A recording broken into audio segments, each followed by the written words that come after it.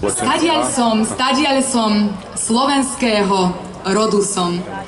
Tak dôstojne vyznievajú tieto verše, ktorými s hrdosťou prejavujeme naše slovenské povedomie. A až pokým nám pri srdci budú tie slovenské hodnoty, láska k ľudovému umeniu, nezanikneme. Ba čo viac, stávame sa národnostne uvedomelejšími. Ešte stále sa nad nami vnáša ten duch slovenskosti, ktorý nám do vienka pridali naši predkovia. Bačský Petrovec, Selenča, Hložany, Pivnica, Kovačica, Kisáč, Luk, ale i Nový Sad či mnohé iné, to sú obce niekdajšej Dolnej Zeme, kam sa v niekoľkých vlnách vysťahovali Slováci. Tí prví sem prišli približne pred 300 rokmi. Mnohé obce boli Slovákmi aj znovu založené a Slováci tu tvoria väčšinu obyvateľstva. Dôvodov pre vysťahovanie bolo viac, ale to sa už dozviete v následujúcom dokumente.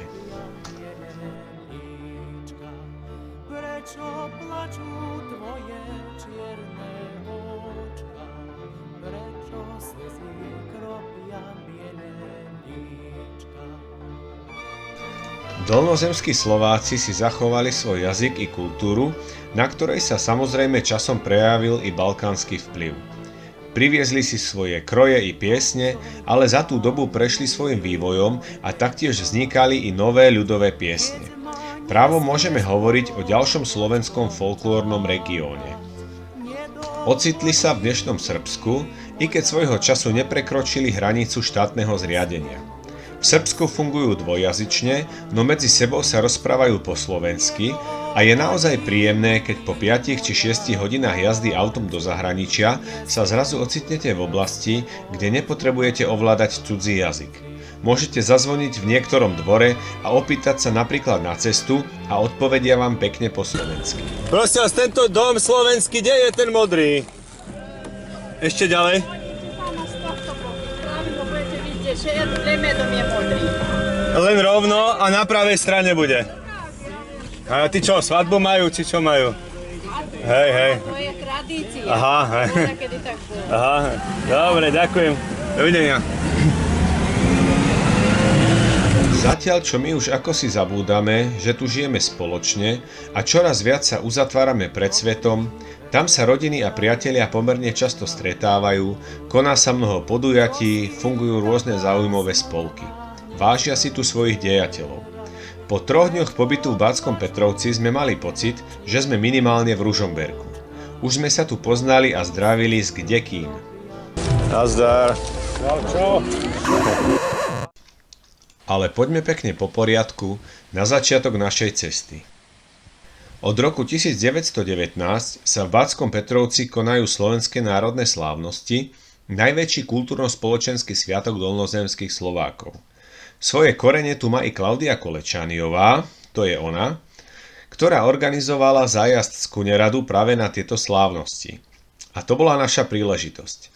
Zájazdu sme sa síce nezúčastnili, no dostali sme mierne šialený nápad.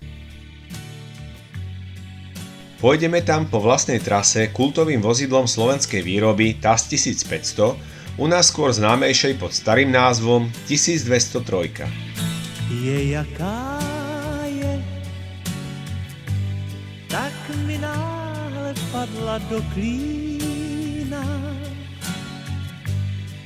Ani černá, ani blondýna. Někdy tak a jindy taková. Vždycky hádám, jak se zachová. Zřejmě nikdy, jak chci já.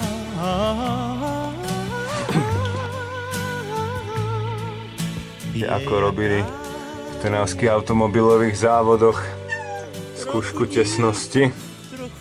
Zavreli na noc do auta mačku a ak tá mačka bola aj ráno, tak znamenalo to, že auto tesní dobre.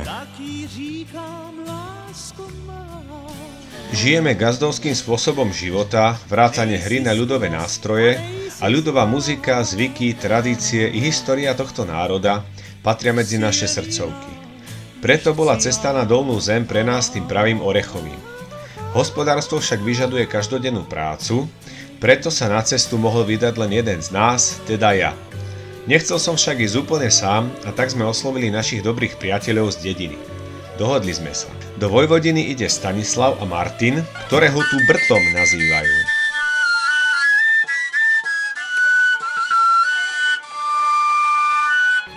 Cestu sme však nechceli robiť v zmysle akejsi súkromnej dovolenky, ale s istým poslaním, pridanou hodnotou.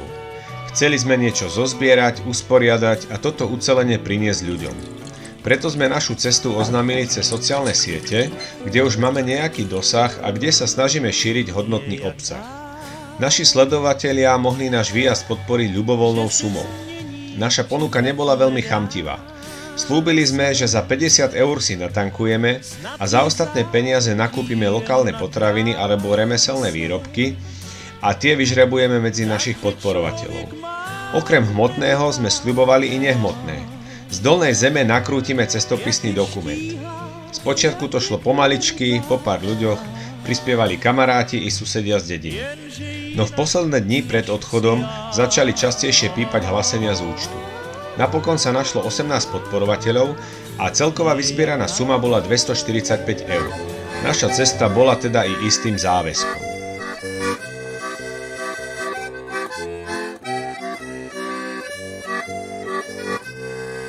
Odchod bol stanovený na 8. augusta, teda 3 dni pred začiatkom slávnosti. Týmto autom by sme si netrúfli ísť, ako sa hovorí, na jednu šupu a cestu sme si naplánovali. Jedna zastávka na južnom Slovensku, jedna v strede Maďarska a posledná vo Vojvodine. Po dôslednom zabezpečení hospodárstva, dovezení sena, nakosenia trávy sme mohli vyraziť. Hlavne nič na cestu nezabudnúť. Spacák, chladnička, nejaké potraviny, doklady, nabíjačky, chladiace zmesi do chladničky, no jasné, že som ich zabudol v mraziaku. Pred obedom u Brtovcov. Nasledoval posledný obed. Potom som si spomenul na tie zmesi do chladničky. Tak som sa ešte pešou po ne vrátil domov a dal som ich do mraziaka u nich, aby som ich pre zmenu mohol zabudnúť tam. Ešte sa zbalil Brto, auto bolo plné tak akurát. Rozlúčka s rodinou a môže sa ísť. Veľa šťastia, i keď odťahovku a pomoc na telefóne som mal tiež dohodnutú.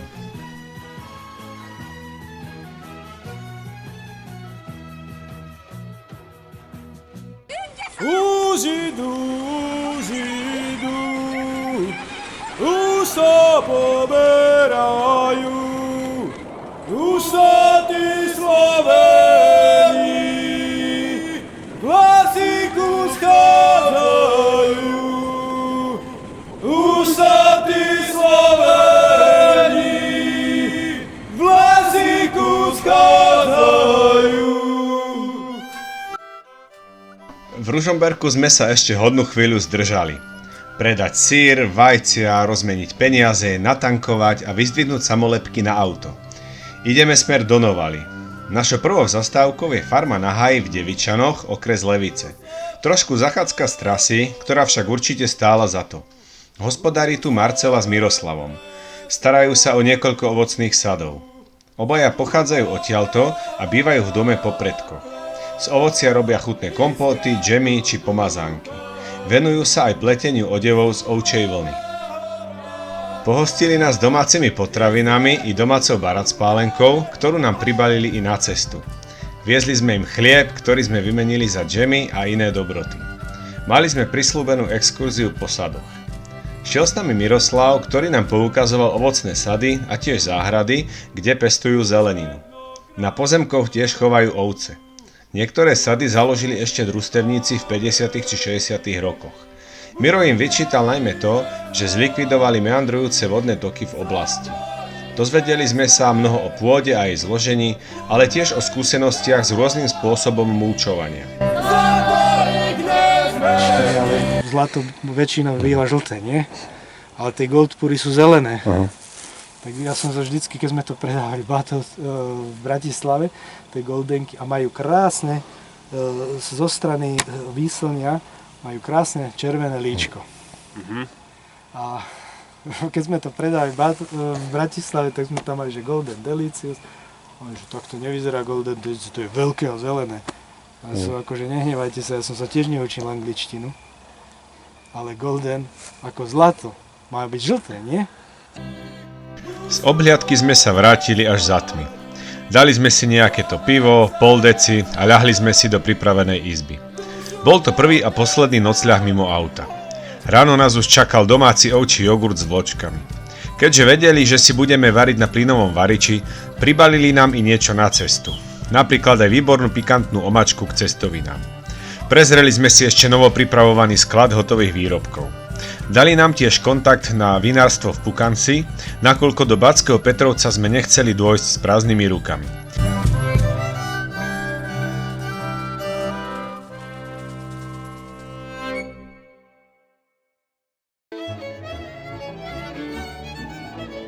Objavujú sa prvé dvojjazyčné názvy obcí. Čoskoro prechádzame prechodom Šahy Parašpusta. Chceli sme si kúpiť diaľničnú známku, no bola pomerne drahá, a tak sme sa rozhodli Maďarskom prejsť po vedľajších cestách. Keďže z médií poznáme nálady niektorých skupín Maďarov, ako napríklad hnutie 64 žúb, ktorí ani po 100 rokoch nevedia rozdýchať rozpadu Horska, bol som zvedavý, či 1203 so slovenskou zástavou nebude pre niektorých nepriateľskou provokáciou. Nič také sme však nezažili. Práve naopak. Ľudia nám ochotne pomohli, poradili a niektorí sa pri nás i zastavili či prehodili zo pár slov. Našou zastávkou v Maďarsku bolo mesto Kecskemét, ležiace medzi Budapešťou a Segedínom. Šli sme bez zastavenia až na jednu benzínku, nedaleko Kecskemétu, kde sme si dali kávu, nakrajali sme si klobásku, zeleninu a zajedli si pečivom. A keďže sme prišli v priateľskom duchu, nechýbal ani krátky kultúrny program v podobe hry na heligónku. Keď sa u nás povie maďarská ľudová pieseň, prvé čo väčšine Slovákov napadne je...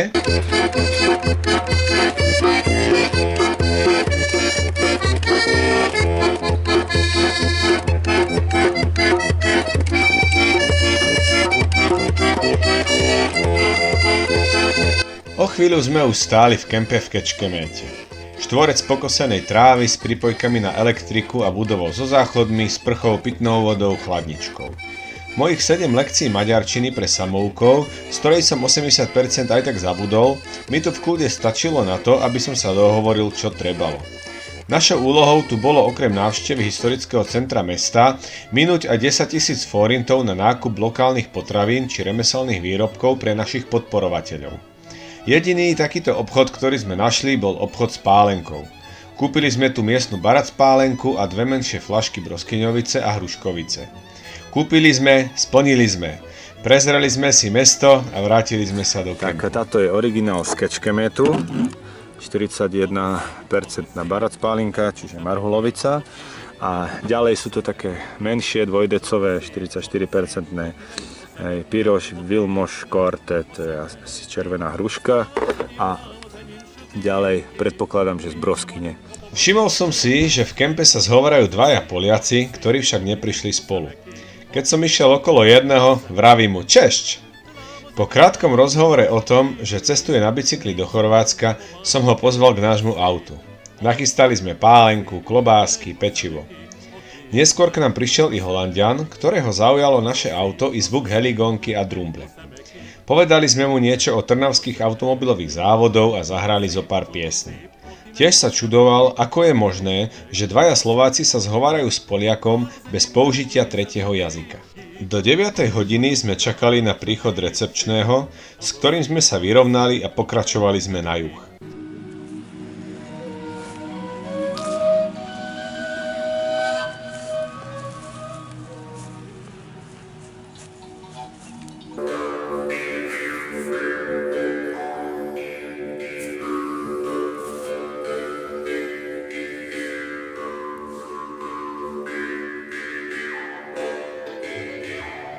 Pri odchode sme sa ešte so všetkými rozlúčili. Po problémoch s navigáciou sme sa napokon rozhodli kúpiť si diaľničnú známku. V Maďarsku nás vyšla o 6 € lacnejšie, ako za ňu pýtali na Slovensku. Zvažovali sme, či sa ubytujeme ešte niekde na severe Srbska, alebo či dôjdeme až do Petrovca. Výjazd z kruhového objazdu. B bola správna možnosť. Rýchlosťou medzi 80 a 90 km za hodinu sme dorazili na hraničný priechod Horgoš. V kolone sme strávili asi 2 hodiny. Hranicou sme sa pretlačili, nakoľko takémuto autu nerobí dobre neustále štartovanie a vypínanie motora a neboli sme jediní, kto tlačil. Takže auto tlačíme, nechcem to furt štartovať, vieš, tak Martin šoferuje a ja tomu potlačím, vieš. No. Nech to neštartujem furt, nedráždim. Ale vieš, koľky tak robia, že to aj karavany ľudia tlačia, oni to neštartujú, nie, to tlačia. No, tak nie sme jediní, hej. Však ste mladí chlapi, tak môže to tlačiť. No, tak aspoň si zacvičiť. No, dobre, tak, Dobre, ahoj. Tiež sme neboli jediní, kto na hraničnom priechode hral na hudobný nástroj. No, asi zavádzame nový štandard a to, že každý 20. automobil musí mať niekto harmoniku. Zerám, či to má heligonku, či čo to má. Ale myslím, že heligonku, nevidno tam.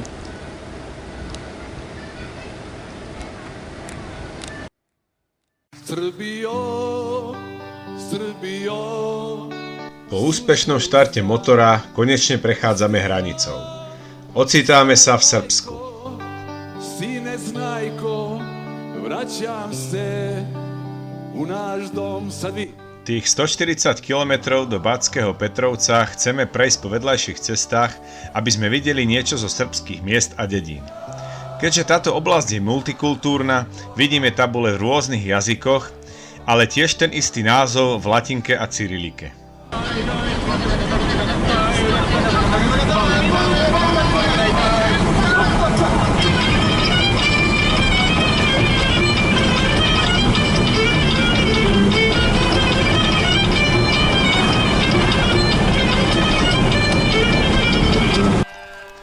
V podvečerných hodinách konečne prichádzame do Batského Petrovca. Vďaka písomnej komunikácii s miestnym spoločenstvom sme presne vedeli, kam ísť. V Petrovci však pred konaním slovenských národných slávností akurát vrcholila rekonštrukcia ciest a tak sme zablúdili k Matici slovenskej v Srbsku. Tu nám ochotne poradili, kde nájdeme šťastka Durgalu a miestne spoločenstvo. Dočkali sme sa vrelého a priateľského privítania.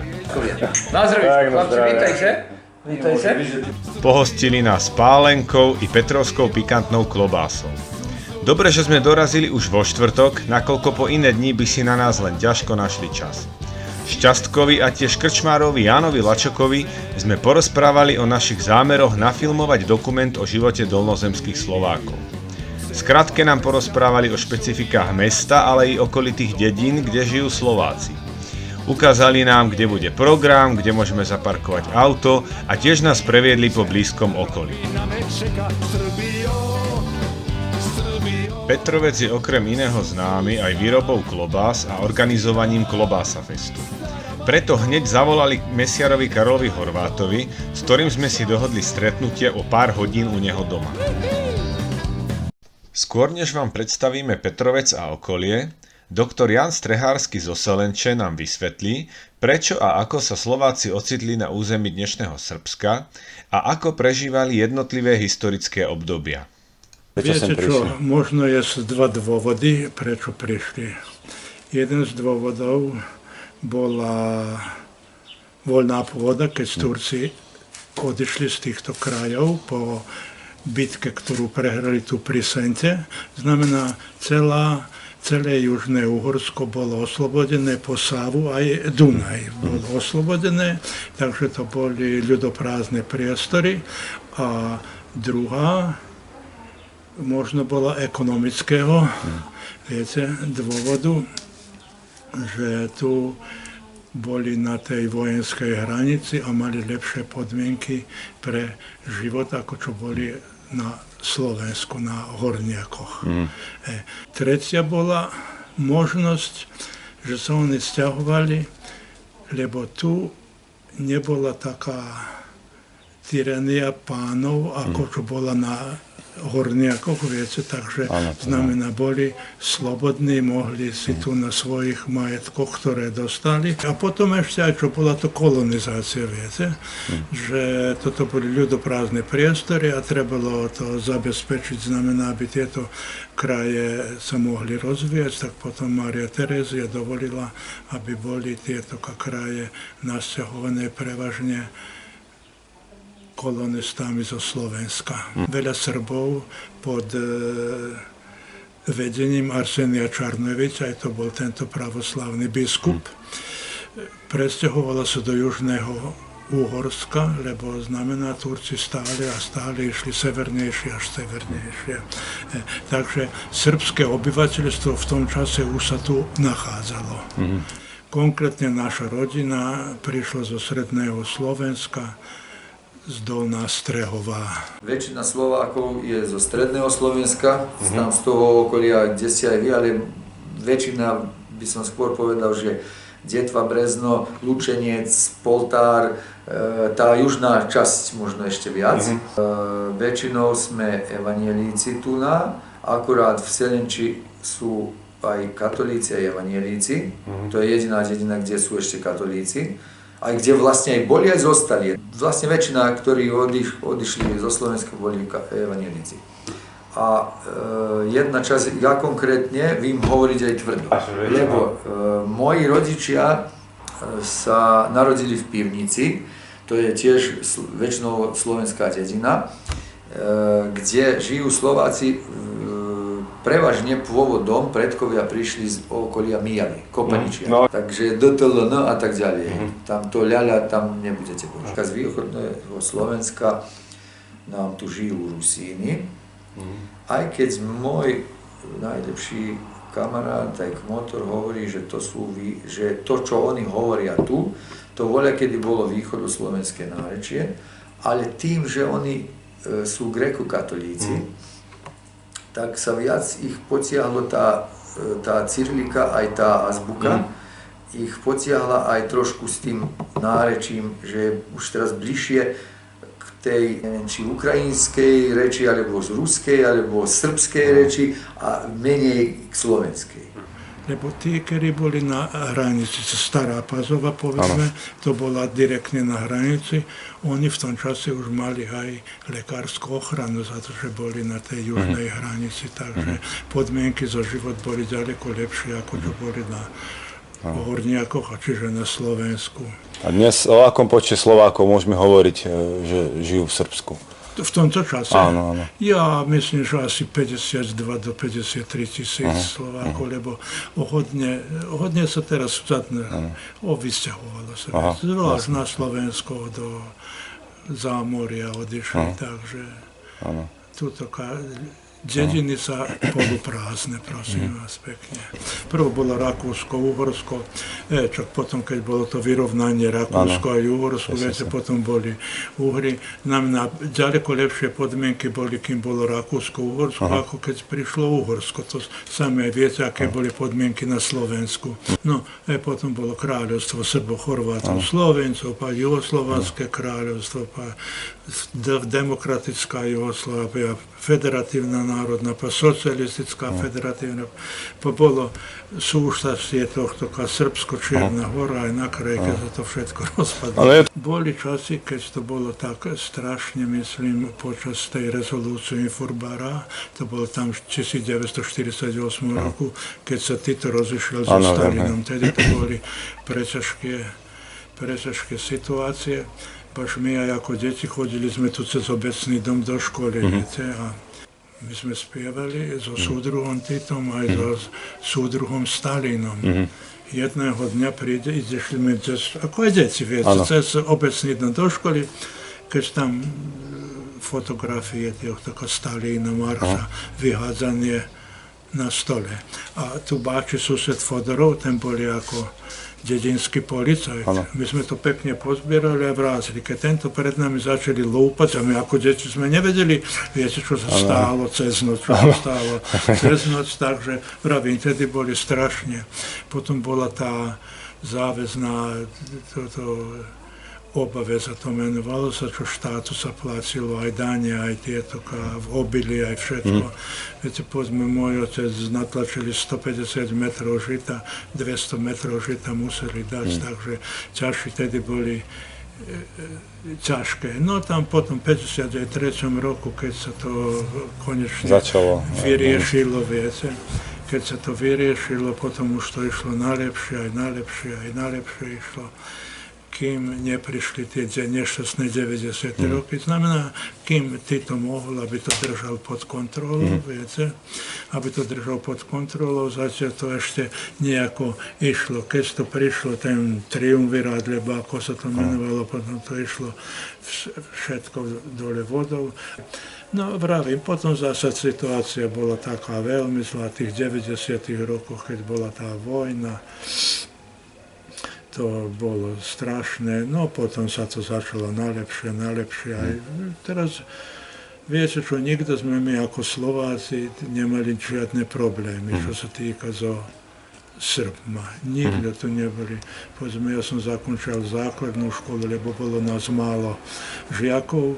Základnú školu v Radkove na srbskom jazyku, potom gymnázium v Sombore, taktiež na srbskom, odišiel som do Belehradu na štúdie. Nikto sme mi nemali žiadny problém, že by mne bol voľak to povedal, no ty si Slovák, alebo to, lebo to nebolo ani dnes nikto. Viete čo, kto nehľadá, aby sa voľačo stálo, ten si ani nenájde. A kto hľadá, potom prosí pekne.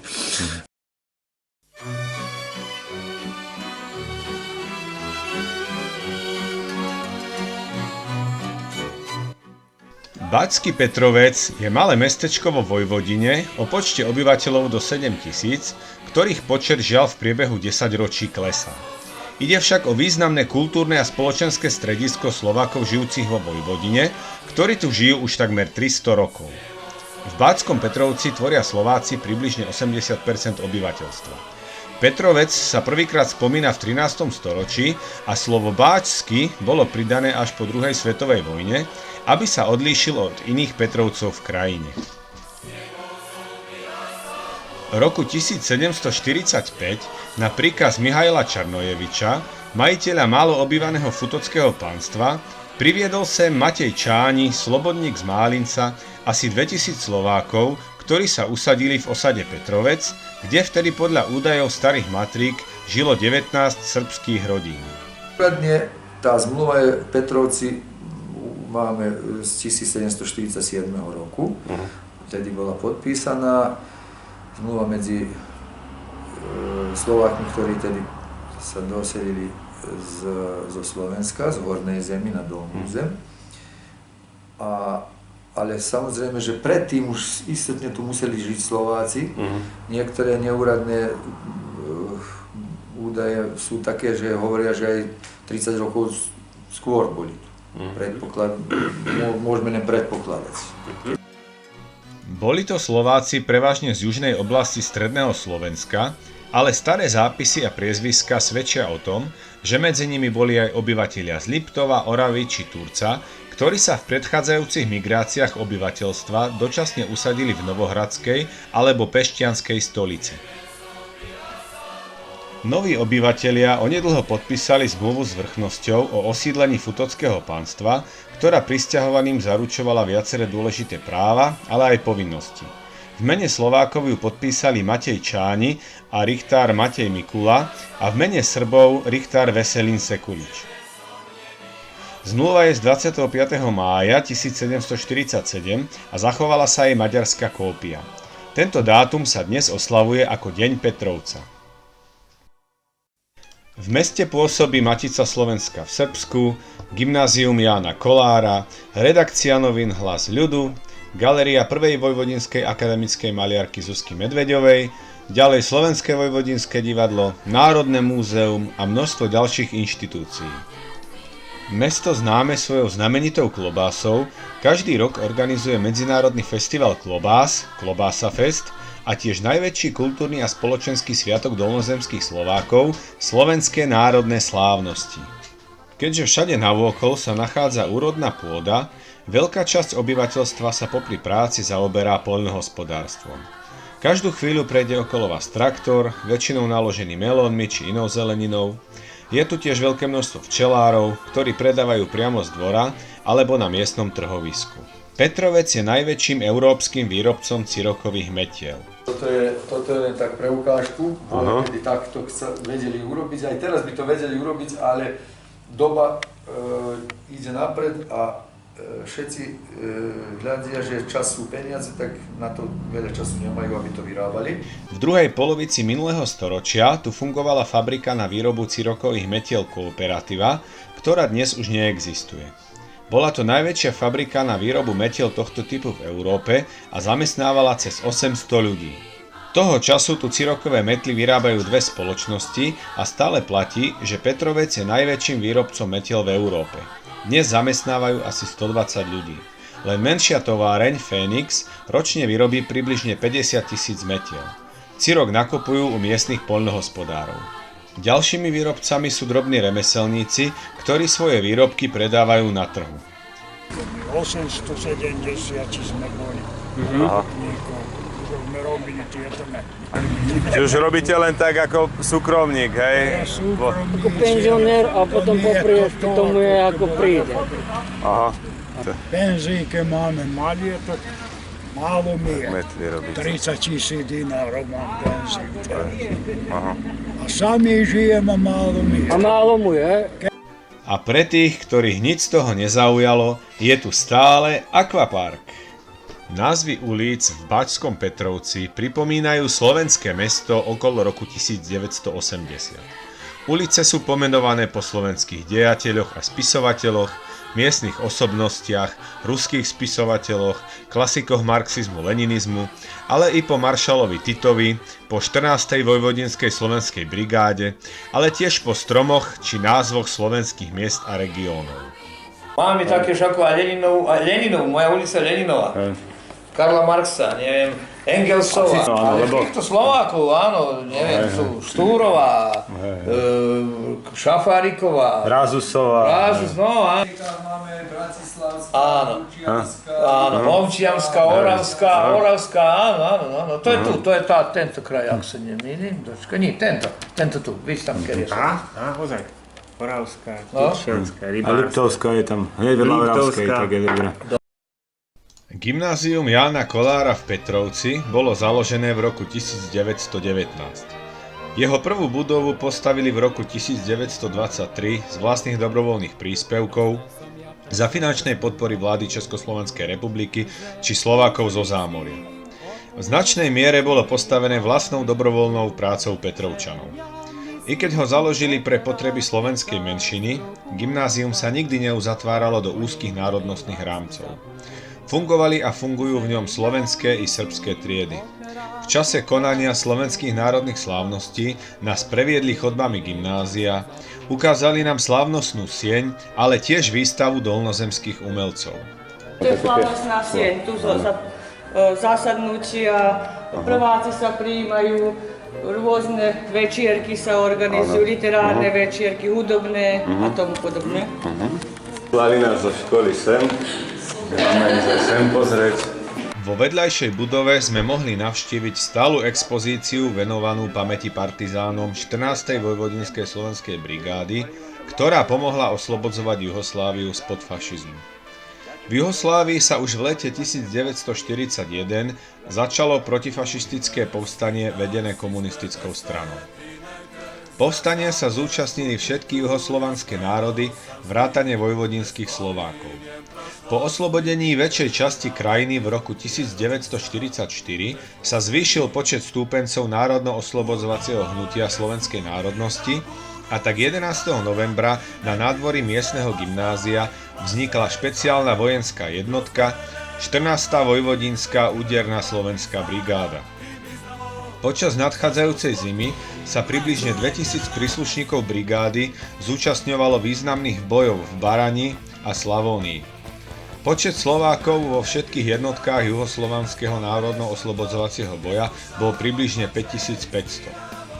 Celkovo ich zahynulo 675, z toho členov 14. brigády bolo asi 280. Ďalej sme mohli zhliadnuť i expozíciu okolitej prírody.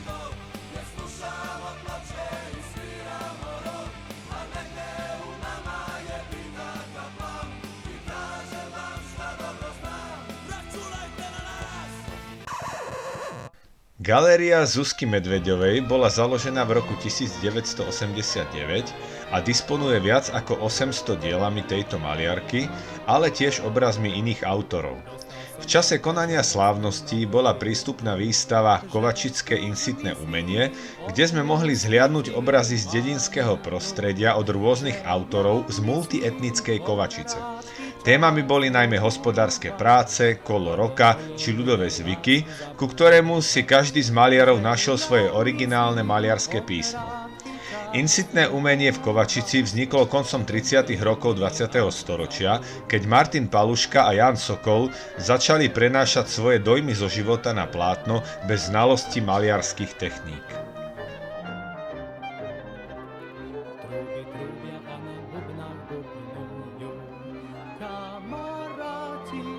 Matica slovenská v Srbsku. Po viacročných prípravách na valnom zhromaždení pri príležitosti slovenských národných slávností 14. a 15. augusta 1932 Slováci vo Vojvodine si založili Maticu slovenskú v Juhoslávii so sídlom v Batskom Petrovci. Jej prvým predsedom sa stal doktor Janko Bulík, právnik z Kovačice. Cieľom založenia Matice slovenskej v Juhoslávii bolo, citujem, zjednotiť všetkých milovníkov národa a života slovenského v Juhoslávii, aby spoločnými silami pracovala na pozdvihnutí slovenskej vzdelanosti a tým i na hmotnom dobrobite slovenského národa v Juhoslávii. Do roku 1948 mala už takmer 11 000 kníh, od roku 1933 začala vydávať časopis pre literatúru a kultúru Náš život a tiež časopis pre deti Zornička. Tiež začala nakrúcať dokumenty o národnom živote Slovákov, slovenskej národnej slávnosti, zvykoch a tieto sa potom premietali po všetkých slovenských osadách. Matica začala organizovať aj divadelné prehliadky a festivaly. Činnosť Matice bola dvakrát prerušená, a to v roku 1941 a v roku 1948. Svoju činnosť obnovila až v roku 1990. Jej základňu tvorí približne 30 miestnych odborov, ktoré pôsobia v rámci regiónov Vojvodiny. Práve Matica slovenská v Srbsku sa zaslúžila o obnovenie slovenských národných slávností, ktoré sa od roku 1992 konajú nepretržite až dodnes. V ťažkých 90. rokoch sa Matica snažila zamedziť veľkému odlivu Slovákov z tejto oblasti. Veľký počet našich rodín, mladých školených ľudí sa vysťahoval hľadajúc spokojné miesto pre prácu a život či už v krajinách Európy alebo v zámorí. Tento proces vlastne trvá dodnes, lenže z iných ekonomických príčin. V čase našej návštevy bola pripravená výstava k osobe Milana Rastislava Štefánika. Tak poslúchali sme odporúčanie z nášho prvého dňa návštevy a ideme do Lačokovej krčmy sa pozrieť. Už pri príchode do Petrovca sme si na mape zakrúžkovali Lačokovú krčmu, alebo ak chcete, Putník. Vevezia ľudia, že je pútnik, alebo pútnik. Ale keď sa spýtaš, že kde je Lačková krčma, tak no tam je Lačková krčma. Ja som ináč ten Lačokov právnuk. Krčma bola založená v roku 1929. Nefunguje však len ako bežná krčma. V jej predsieni nájdete množstvo tlačovín či kultúrno-spoločenských oznamov. V Putniku sa tiež varí a pečie, organizujú sa rodinné oslavy, dá sa zahrať biliard, občas sa predáva i chlieb či sezónne produkty. Nedávno sa tu natáčal i film Vitaj doma, brate. Dali sme si zatiaľ po pive, čítali tlačoviny, diskutovali. Za malú chvíľu prišli ďalší hostia. Keď sa dozvedeli, že sme zo Slovenska, dali sme sa hneď do reči. Zhovárali sme sa o všetkom možnom, hovorili sme im o našej ceste a o našom zámere. Medzi prísediacimi bol i správca miestneho internátu, ktorý nám hneď ponúkol nocľah. Povedali sme, že ďakujeme pekne, ale že sme ubytovaní v aute, no takú sprchu sme privítali. Keď mi otec prispieval na cestu, poprosil ma o nejaký pekný krígel. Deň vopred som ho neúspešne vyjednával v inej krčme. Tu sme pochodili lepšie. Krígel s logom pivovaru Jeleň nám ochotne darovali. Nepodarilo sa mi to včera, takže dneska sa mi to podarilo, takže ďakujem veľmi pekne a zapamätajte si Lačoková krčma, Baský Petrovec. Sadáme do auta a ideme sa osprchovať na internát. Po sprche sme tiež za postelou našli založenú fujaru, i keď bez náustku. Takže tu vidíme prejav typickej pohostinnosti.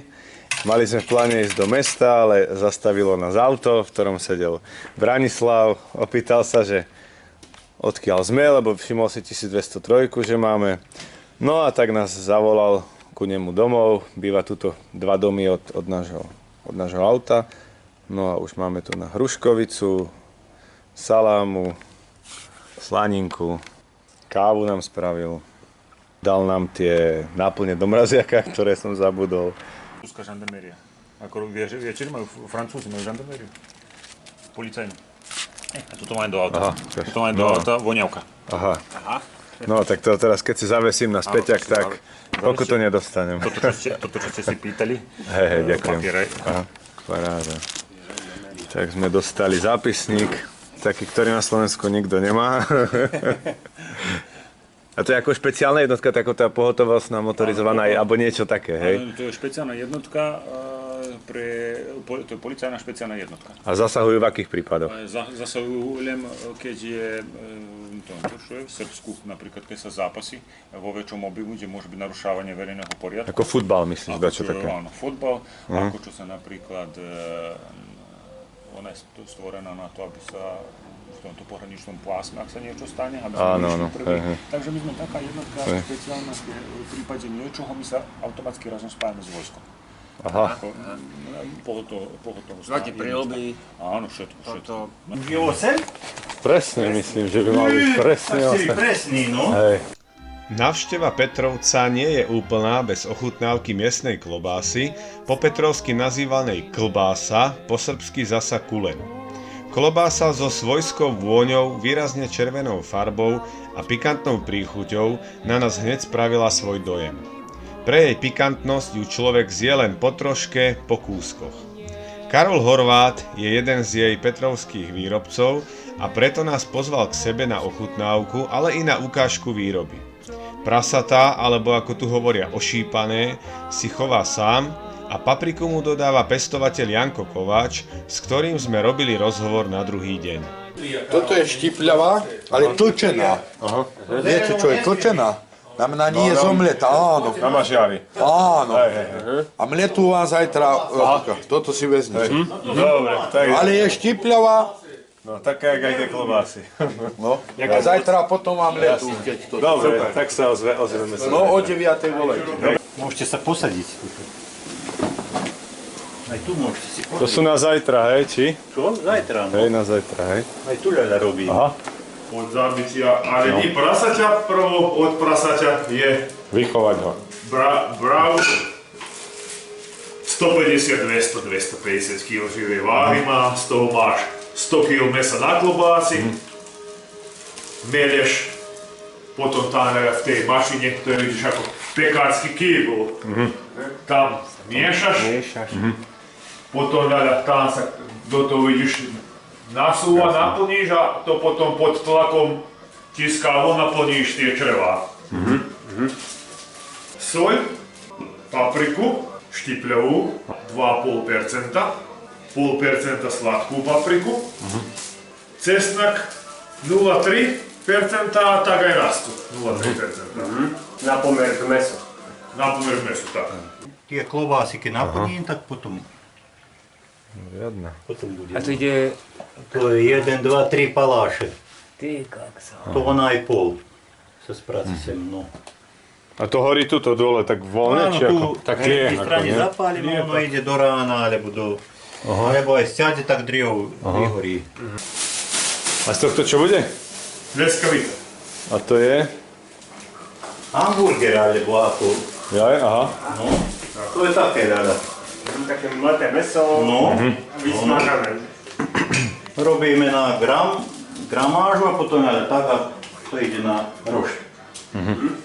Ale to aj v žemli dávate, či... Áno, do žemle. Ale čiže normálne do žemle, aha. Čo tam všetko je? Tam je bravčové meso, hovedza masť, lebo je kompaktnejšia. Bravčová sa stopí, vytečie. Jasné. Príchuče, soľ, korenie, Toto je tá takzvaná tucaná, ako hrubá, ako... Ak si chceš na pleskavicu, aby bola horká aj pleskavica, štipľavá. Sú salámy také? Salámy, to sa klobásy hrubie. Si tu naliejem pálenku. A toto je jaká klobása? Toto? Teraz ochutnáš. To je štipľavá, robená v lani. Obal strhnite. Púška rodina na prsty. Pikantná. Pikantná, dobrá. Napríklad aj toto. Sliečkovica. Suché mäso údené. Také prosciutto. Tak. Niečo také? Hej. A výborné, ne? Dajte si.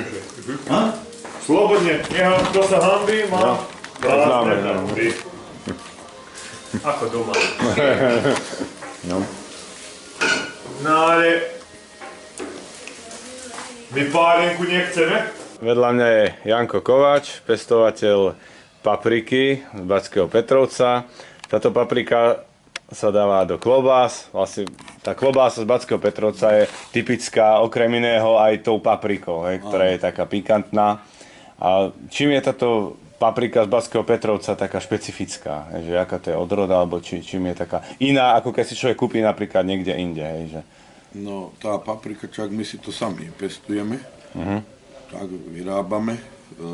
Tá paprika, keď dozrie, tam polovicou septembra, keď príde, sa oberá, potom ona ide domov na šupy, stojí 1 mesiac a my potom tú papriku všetku preberáme, stopky strháme dolu a mele sa, tak na fíno, totoka. Specifickú vôňu má, arómu, čo naozaj nie je to v okolí ťažko. Kera každá, čo je znitá, to sa všetko viac, nám na nezdravá paprika ide do sušare. Jasne.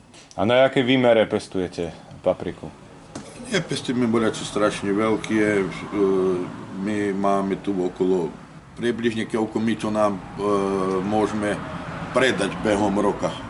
Tak, nerobíme boľačo strašne veľké parcely, ale toľko, koľko my to môžeme predať, čo sladké, čo horké, aby sa predalo. Aj z toho, že by bola kvalita. Môžeš spraviť, koľko môže, aby si mal kvalitu. Máme, no, predávame, my to ide aj do reštauráciov, aj takto za klobásy. Za to musí byť kvalitná. Paprika do klobás musí byť kvalitná paprika. Nemôže barš čo zomleť. No s paprikou počal ešte môj oco v 81. roku a potom som ja posle neho to predĺžil, tak 40 rokov už s tým robíme. Tak už sme v Selenči, nakoľko keď sme boli v Novom Sade, tak Klaudia nám volala, že sú na ceste do Selenče, takže dneska stihneme vybaviť ešte aj Selenču. Pre chvíľkou sme videli svadbu na vlečke, za traktorom a hľadáme námestie. Selenča je jednou z mnohých slovenských obcí vo Vojvodine. V druhej polovici 17. storočia v období tureckej nadvlády bola však zničená. Novodobé dejiny Selenče sa začínajú v roku 1758, keď sa sem začínajú sťahovať Slováci. Tí do dnešnej obce prišli z Kulpína a ďalšie obyvateľstvo pribudlo zo slovenských dedín v dnešnom Maďarsku, kam prišli už predtým zo slovenských stolíc. Do roku 1762 prišlo vyše 120 rodín a v roku 1766 nasledovala nová migračná vlna, ktorá do Selenče priviedla asi 50 ďalších rodín.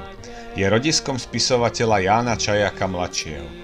V Selenči sme sa mali stretnúť so známymi, ktorí prišli do Srbska autobusom z Kuneradu. Chcel som tu navštíviť etnodom a tiež výstavu v etnospolku, ktorá už bola dohodnutá. Žiaľ, etnodom bol zatvorený, majiteľ bol na dovolenke.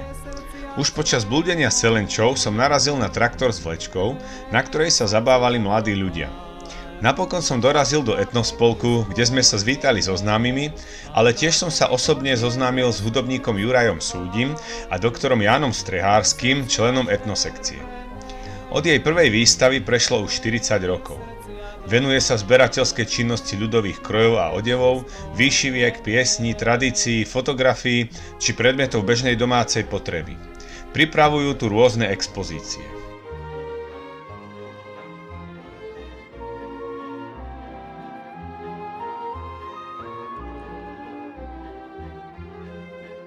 Vítam vás v 265-ročnej Salenči, vítam vás v rodisku spisovateľa Jána Šajaka mladšieho, aj vás vítam v 40-ročnej etnosekcie.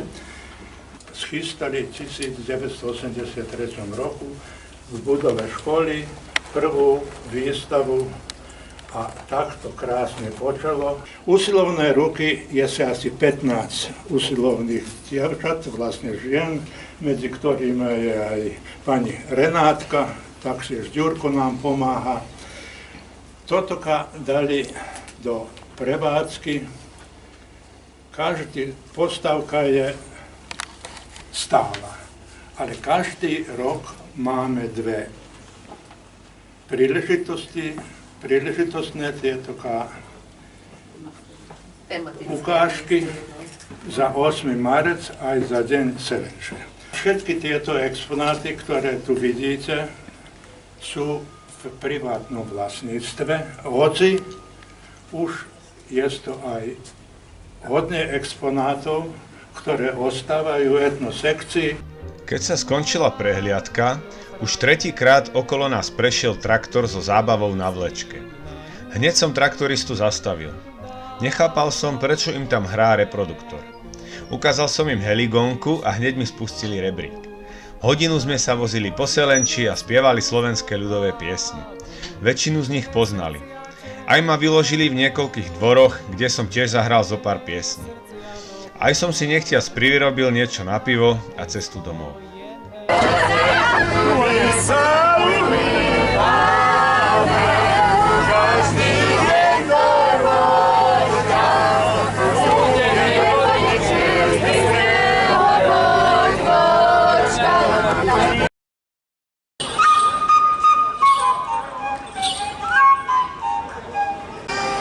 Vedľa mňa je Pavel Chrťan, ktorý sa venuje hlavne maľovaniu a vyrezávaniu do melónov.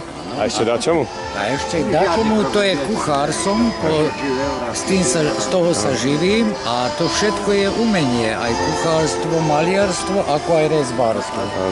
No a sem prichádzam každý rok do Bačského Petrovca, žijem v Kisáči blízkosti, aby som prezentoval pred ľuďma vyrezávania do ovocia a zeleniny. Pretože sú tu slovenské národné slávnosti, kde prichádza ten kroj, spev, tanec, hudba. Ja to mám rád a dobre mi je tu. Že nám je toto jeden deň v roku, kde sa môžeme stretnúť všetci Slováci, žijúci v Srbsku, v rôznych okolných dedinách a tento deň sa tu stretávame a tak nám je dobre.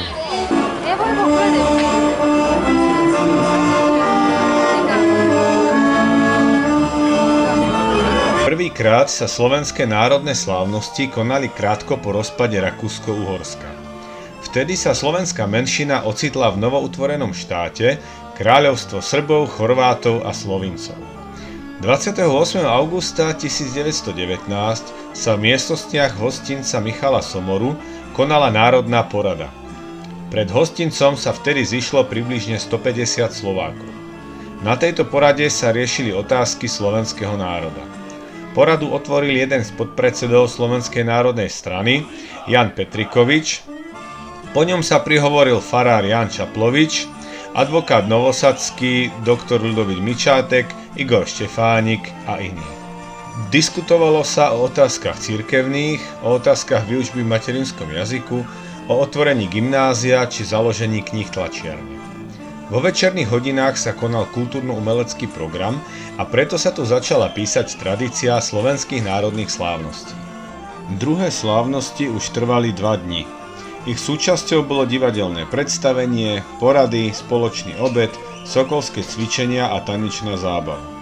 Od roku 1929 sú slávnosti trojdňové. V roku 1932 sa na slávnostiach založila Matica Slovenska v Juhoslávii, ktorá sa výrazne podieľala na organizácii nasledujúcich ročníkov.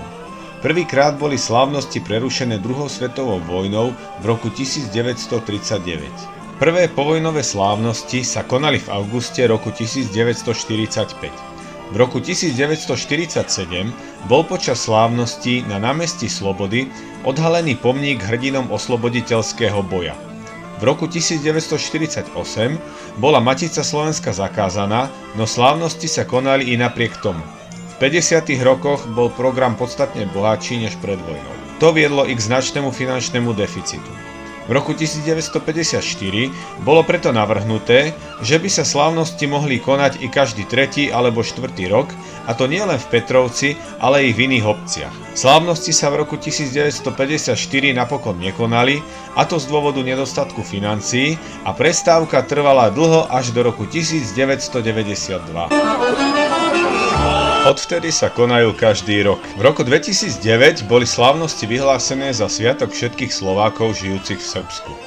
Pri organizovaní slávnosti sa dbalo na to, aby program oslav bol zaujímavý pre všetky vrstvy obyvateľstva, ako i na to, aby sa počas ich konania uskutočnil významný krok v niektorej oblasti. To platí dodnes. Slávnosti to nie je len folklórne vystúpenie na pódiu, to je skôr ich završenie. Aj v roku 2023 sa program odohrával prakticky v celom meste, ale aj v širšom okolí. Schádzali sa rôzne spolky, konali sa slávnostné zasadnutia, napríklad Matice Slovenskej v Srbsku, Národnostnej rady Slovenskej národnostnej menšiny či stretnutie slovenských novinárov. Slovenská študujúca mládež sa zase stretla v Kisáči. Konali sa rôzne výstavy a vernisáže, ako napríklad výstava kovačického incitného umenia, vernisáž Spomienky, ktoré neblednú v Spolku žien, ďalšiu vernisáž pripravila redakcia Hlasu ľudu. Slovenské autorky prezentovali svoje knihy, v parku Zuzky Medveďovej sa zaskonal výtvarný tábor, ďalšie výstavy boli prístupné napríklad v gymnáziu. Nechýbal ani futbalový turnaj či ukážkový turnaj v Jadžente, čo je v podstate juhoslovanská verzia vybíjanej, v ktorej je zakázané triafať hráča opačného pohlavia. V spoločenských kluboch varili a predávali paprikáše, svadobnú kapustu, grilovali sa ryby, piekli klobásy, podávala sa plieskavica. Vrcholom týchto menších podujatí boli ľudové veselice v sprievode živej hudby. Pre mladých boli zase pripravené tuc modernie diskotéky.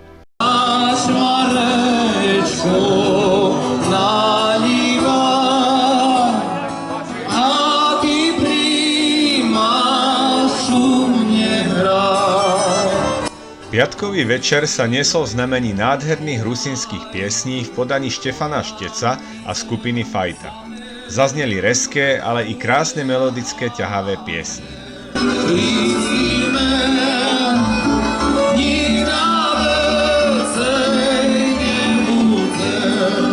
Keďže slávnosti nie sú len o folklóre, v noci vystriedal Štefana Šteca popový spevák Boris Režak.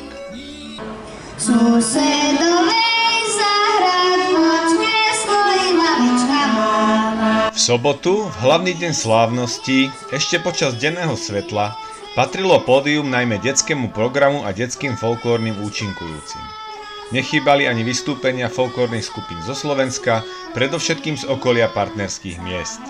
Podujatie bolo sprevádzané remeselnými trhmi, na ktorých si návštevníci mohli kúpiť napríklad domáce potraviny, sirupy, med, ale i drevené stoličky, klobúky, obrazy, výšivky, kroje či rezbarské dekorácie. Ste boli na svadbe? Celé slávnosti završil gala koncert s názvom Stadiaľ som, slovenského rodu som. Na pódiu sa vystriedalo veľké množstvo folklórnych skupín dolnozemských Slovákov. Ich predkovia si na dolnú zem priniesli vlastné kroje i piesne. Ale keďže tunajšie kroje, zvyky a piesne sa dlhé roky ďalej rozvíjali a tvorili mimo územia dnešného Slovenska, môžeme dnes právom hovoriť o ďalšom slovenskom folklórnom regióne. Na túto tému som sa rozprával s hudobníkom Jurajom Súdim zo Selenče. Áno, tento pieseň je potrebné chápať ako nový región folklórny Slovenska, lebo my sme neprekročili pred takými 300 rokami hranice vtedajšieho Uhorska a ocitli sme sa len v južnom kraji toho štátu a po mnohých udalostiach historických sme sa ocitli ešte za 2 hraniciami. Teda my sme región folklórny Slovenska, ktorý prežíva tú svoju vlastný život. A mohol by som povedať, že nie len, že ako jednotný región sme, ale máme také ešte malé piesočky, pole piesku, na ktorých sa hrabe každá dedina a vytvára si taký mini región folklórny.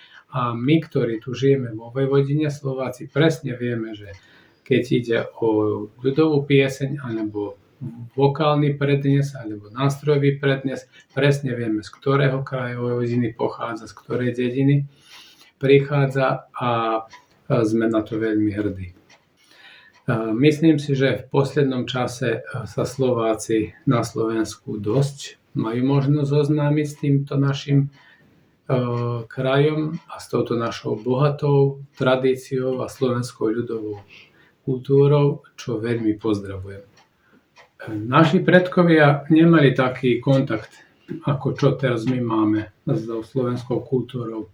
Môžeme hocikedy pozrieť, vypočuť, čo je nové na Slovensku. Tá diaľka predsa urobila svoje a vtedy nemali taký kontakt so slovenskými ľudovými piesňami a s rozvojom, aký bol na Slovensku. Ale sa snažíme, keď máme tu nejaké kultúrno-umelecké podujatia, programy, niečo obohatí tento náš repertoár aj s takým niečím tým slovenskejším, by sme povedali. Treba si vedieť, kedy ide o zachovávanie toho dolnozemského, kedy je potrebné ukázať to naše dolnozemské, také raritné, aké je. Ale niekedy na tých reviálnych programoch alebo vystúpeniach je potrebné niekedy ukázať aj to, čo naši bratia na Slovensku si pestujú a pestovali. Či má Vojvodina vplyv na výzor dolnozemských krojov? Veľký. Konkrétne v Selenči je dolnozemský selenský kroj zažil veľký taký, ako by som povedal, veľkú premenu, lebo roky rokúce sa tu kroj nielenže nosieval, taký, aký si ho priniesli, ale sa prispôsoboval trendom, takým folklórnym, módnym trendom, ktoré tu u nás, konkrétne v Selenči, pretrvávali. Jeden čas sa nosievali sukne, ženy nosievali veľmi spustený driek, boli dlhé. Potom neskôršie prestali tak nosiť. Potom sa medzi sebou súťažili, chceli byť krajšie ako tie susedové dievky a tak ďalej. Tak potom ten kroj zažíval takú živú premenu a ešte dodnes ten kroj u nás má rôznorodé obmeny. Jeden festival, ktorý sa volá Selenčské sláviky a nie len, že tam spievajú zo 70 detí z našej základnej školy a sprevádza ich početný orchestrík, ale tam každý ten solista alebo solistka, konkrétnejšie, prichádza v novom a v novšom a povedalo by sa starodávnejšom kroji. Konkrétne selenčský kroj je menej na tanec a viacej je na to, aby sa v ňom spievalo, hrdilo, zastalo si, lebo je strašne komplikovaný na obliekanie a na nosenie je tiež veľmi komplikovaný a ťažký, takže v ňom sa ťažko poskakuje, ale sa pekne hrdí. Sytiť, zapnúť, čerpadlo.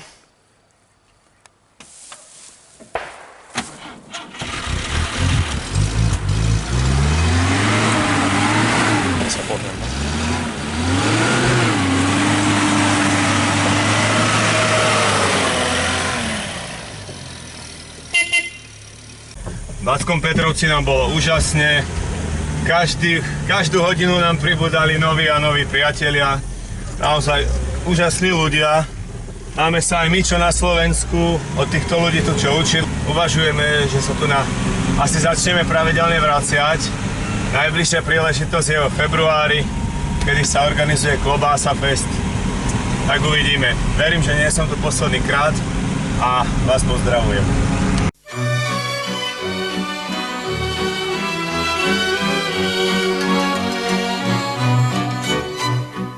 Tak mocne po tebe túžim.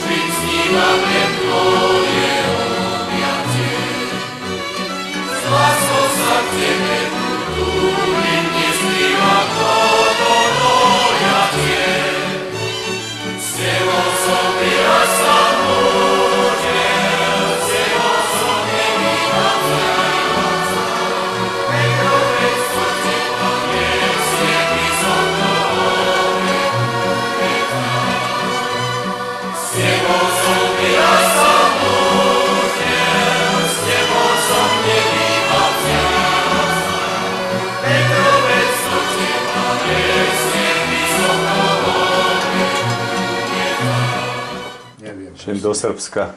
To viem, ale kde? Do Vojvodiny. Vojvodina je... No, Bačky Petrovec. Bačky, to sú tí južní Slováci a Kisáč a také. No, a 1203 tam idem. No, tak to máš odvahu. No, tak uvidíme. Olej aspoň si dolej. Veď to ja mám, hej. Gumy dofúkané máš?